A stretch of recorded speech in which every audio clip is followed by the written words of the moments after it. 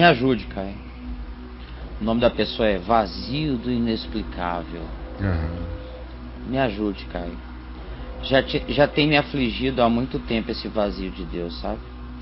A minha crise espiritual, que cria um Deus vazio, é a ciência e o inexplicável.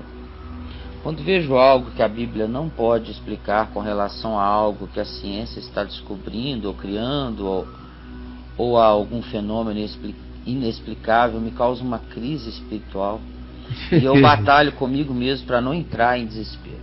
Essa é coisa de crente, né? Eu tô sentindo cheiro de igreja aqui. Olha só isso aqui, cara. Meu nariz. Estou sentindo cheiro de angústia de banco de igrejas. Legal. Eu vi o episódio de alienígenas do passado que você postou sobre o fator Einstein. Sempre fiquei intrigado com a possibilidade de viagem no tempo. E a igreja ensina que só Deus é Senhor do tempo. É claro que mas só Deus é Senhor do tempo. Uma coisa tem a ver com a outra. Mas os seres humanos estão avançando tanto na ciência que já estão fazendo coisas que pensávamos que só Deus poderia fazer. Cara, é porque a gente era burro, né? Você não acha? Olha, o tempo e o espaço são realidades tão concretas quando atravessar o Oceano Atlântico no navio. Eu tenho uma máquina do tempo lá em casa. Eu deito nela de noite e acordo no outro dia, cara. Olha, você deita, né? É quântica. Chama cama, né? Cama. Não, é quanticama. Porque a mente da gente é quântica. Meu pensamento é quântico. O pessoal parece que agora que está descobrindo isso. Quando inventaram o computador, eu fechei o olho e pensei, meu Deus, o pensamento é quântico. Eu pensei isso em 1982, eu não tinha lido nada. Foi óbvio para mim, é quântico. Que realidade não quântica poderia produzir algo como o meu pensamento cerebral? O processo binário produziria essa loucura do meu pensamento? Não. Só percebi em mim que eu não era binário, que eu era quântico cerebralmente. Agora estão aí fazendo computadores quânticos para todo lado, porque quântico é básico ainda. Quântico ainda é coisa de argila, ainda está no silício levado às potências subatômicas. Então, bobaginha ainda. Mas é angústia de crente, pode continuar.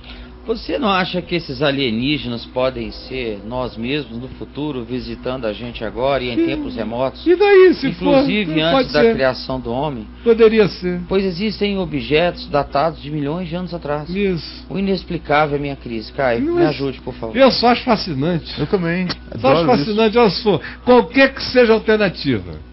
São os Benai Elohim, são principados e potestades, ou somos nós humanos que daqui a mais 200 anos vamos inventar devices de viagem no espaço-tempo e vamos nos visitar nos primórdios de nós mesmos, sem termos a condição de alterar a nossa própria história, muito mais como observadores do nosso fenômeno do que interventores.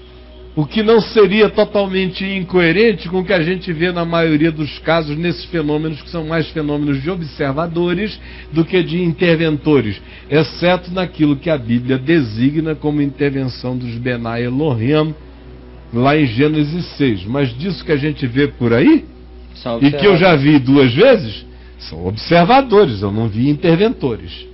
Poderia ser, mas e daí? Não muda nada. O Cordeiro foi imolado antes da fundação do mundo. Continua tudo igual. A ressurreição aconteceu. E se existir um descendente meu que volte no tempo, daqui a 300 anos, e olhe como observador, pode ter certeza, se for meu descendente, ele vai dizer que coisa interessante. E meu tataravô,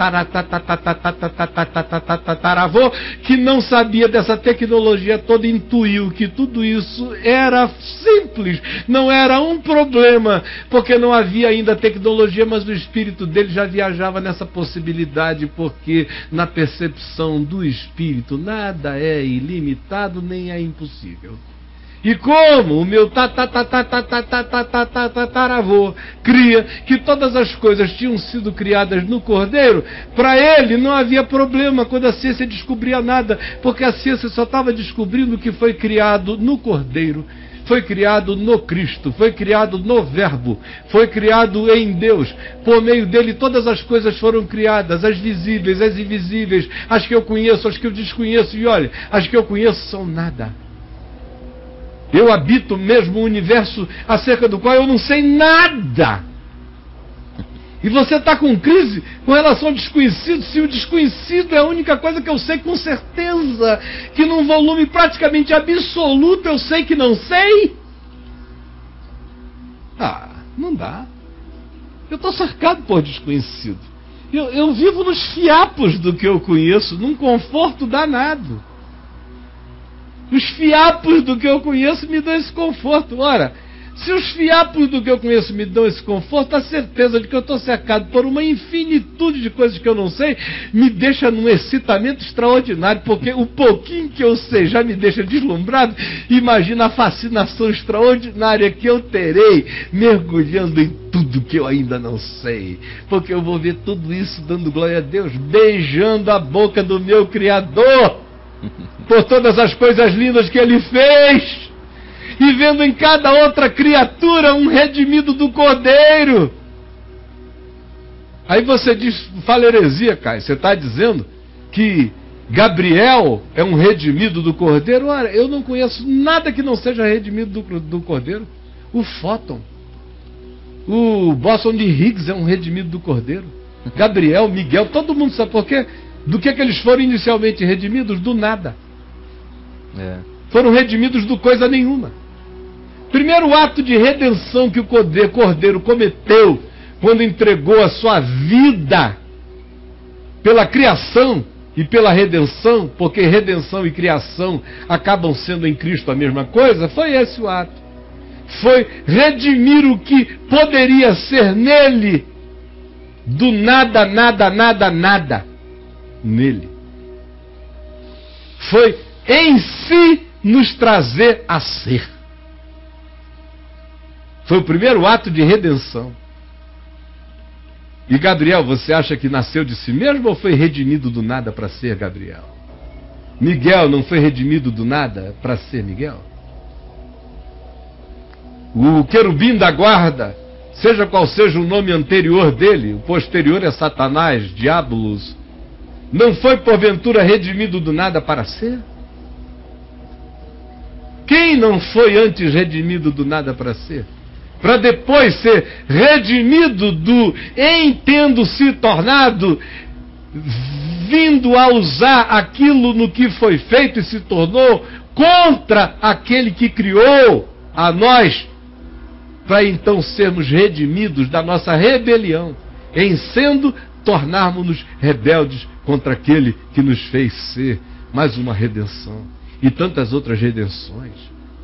Como Jesus disse, não insinuou, disse que há pecados que não são perdoados nem neste mundo, nem no porvir. Nos deixando claro que era pecado contra o Espírito Santo. Nos deixando claro que há pecados que são perdoados no porvir. Depois deste mundo. Isso é só para te deixar um pouquinho mais aflito com o que você não sabe. Se eu for começar a te dizer o que você não sabe, você vai morrer de agonia. É justamente o que me faz morrer de gozo. Mano, tudo depende da diferença entre ser de Deus ou ser da religião. Quem é da religião tem um pacote. E a ciência rasga o pacote todo dia. Aleluia, glória a Deus. Louvado seja Deus pela ciência que rasga todo dia o pacote da religião. É obra de Deus também isso. Para nos salvar da imbecilização da religião. Senão a gente estava andando ainda numa terra quadrada. E graças a Deus. E quando você não está preso a esse paradigma, como é aqui o meu caso, eu fico achando os cientistas dogmáticos e reducionistas. minimalistas. Eu fico olhando, meu Deus, coitado do Carl Sagan, enxergava o universo apenas dessa dimensão do espaço-tempo. Não via que do lado dele podia haver multiversos e multiversos. Ora, hoje a teoria das cordas fala de multiversos, mas eu não creio em multiversos por causa da física, eu creio por causa da Bíblia, porque a Bíblia é um livro de narrativas multiversicas, onde tem humanos misturado com anjo, que come comida, que sobe em chama de fogo, que volta. Tem jumento que fala com anjo. Meu Deus, a Bíblia é multiverso, que não foi a física, nem a física quântica me ensinaram isso. Eu fui introduzido nisso pela fé. Não tem nada mais moderno do que a fé, meus amigos. No dia que a ciência avançar, eles vão entender o que eu estou dizendo. No dia que a ciência crescer, ele entenderá que não existe nada mais atual e fascinante em qualquer geração do que a fé. No dia que discernirem o significado da fé, vão ver como tudo que hoje se sabe sobre a relação entre o observador e o observado no mundo quântico é uma brincadeira perto dos mistérios extraordinários, alguns dos quais narrados na Bíblia, né? Do tipo, disse Josué, Sol, eu lembrei disso agora, detente em Gibeon, e tu, lua, no vale de Aijalon. E o sol se deteve e a lua parou, até que o Senhor desse plena vitória a Josué sobre os seus inimigos. E nunca mais houve um dia qual aquele, nem antes e nem depois, no qual o sol tenha parado, por ter Deus ouvido a voz de um homem. Parou o sol? Cientificamente não. Parou algo? Ou não parou nada? Parou só a sensação de tempo? Entraram eles num slow motion psicológico? O que parou? Entraram num portal e guerrearam na atemporalidade? E saíram daquela experiência com a sensação do paramento do sol, porque voltaram para um ponto idêntico? Guerrearam um dia inteiro num mundo paralelo e voltaram para o instante seguinte? Seja qual seja a alternativa, eu só me deleito nas possibilidades. Porque para mim isso não é um problema. A Bíblia não estava me escrevendo um tratado de ciência sobre a explicação acerca da possibilidade de via mandinga e oração fazer o sol parar. Não é um livro de alquimia, nem de feitiço. E eu sou um homem de fé e creio que não habito apenas a linearidade do espaço-tempo e que a Bíblia é sobretudo um livro da impressão causada pela manifestação de Deus na mente humana sincera. Então, que crise, meu amigo, que crise, que crise. Nada, é só excitement.